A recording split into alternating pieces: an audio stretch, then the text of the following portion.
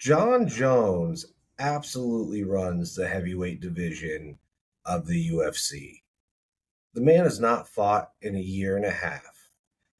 But when you watch what Gable Steveson was able to do at UFC 329 Saturday night, there was a lot of influence from Jon Jones that came through in that fight.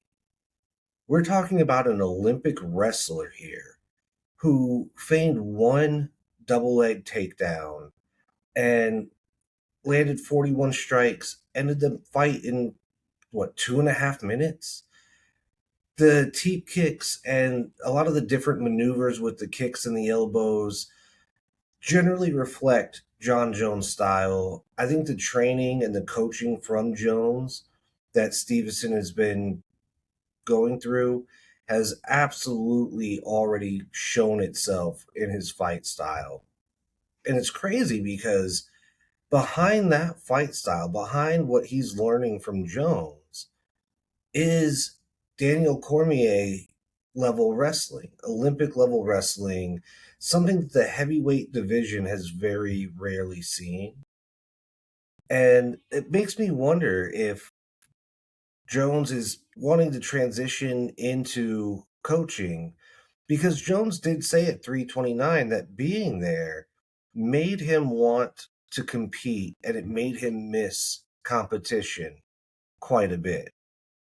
Now, on the flip side of that, you've got the UFC who has said they think Jones is done. We've got Jones with his early March meltdown, assuming the UFC has cut him and saying, if that's the case, then are all these negotiations that we've been going through BS?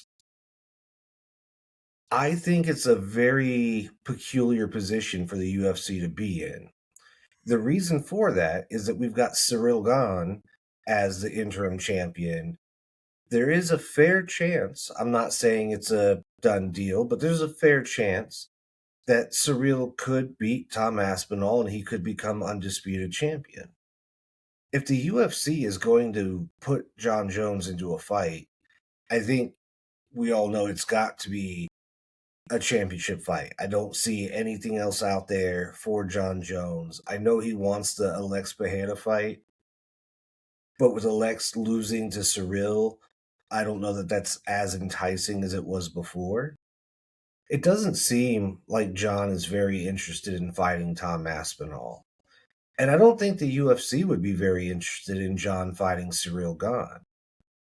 Jon Jones absolutely just demolished Ciryl Gane the first time through. I don't think the second fight would go very different, if I'm being honest. And so for the UFC, you have to ask yourself, do we want Jon Jones to come back if Ciryl Gane is the undisputed champion? Because if we're really looking at the big picture, Jones knows he's towards the end of his career. I think he's searching for legacy fights. Sure, maybe he comes back for a title fight, but I don't know that that's going to be a big deal for him at this point to beat Ciryl Gane a second time. He's already two division champion. I'm not sure that's an enticing offer for him. And I'm not sure it's an enticing offer for the UFC for Jones to come back, destroy Ciryl Gane a second time, and then retire and leave the belt vacated once more. So it makes sense to me that separation would be best for both sides. Let Jones go. The UFC gets to move on. And, you've got the MVP promotion looking for this Ngannou versus Jones fight. There's been speculation about MVP buying Jones out of his contract. I don't really see that happening.